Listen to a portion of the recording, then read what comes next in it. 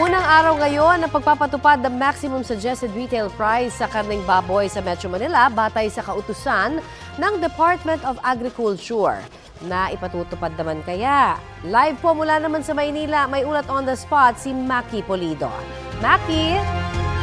Sa San Andres Market sa Manila, hindi pa ipinatutupad yung maximum suggested retail price o MSRP sa presyo ng baboy, partikular sa liempo, pige at kasim.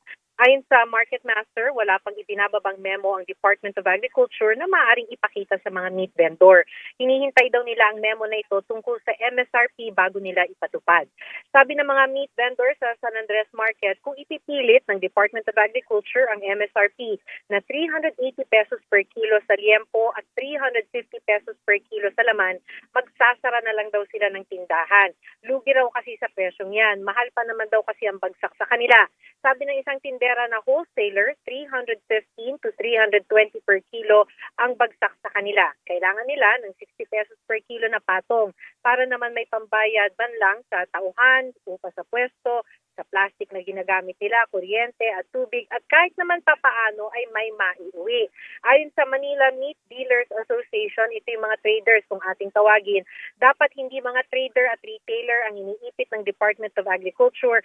Nananatili pa rin daw kasing mahal yung farm gate. Naglalaro pa rin daw ito sa 255 to 265 pesos per kilo. Para makover nila yung kanilang operational expense, ibabagsak nila ito ng 315 per kilo.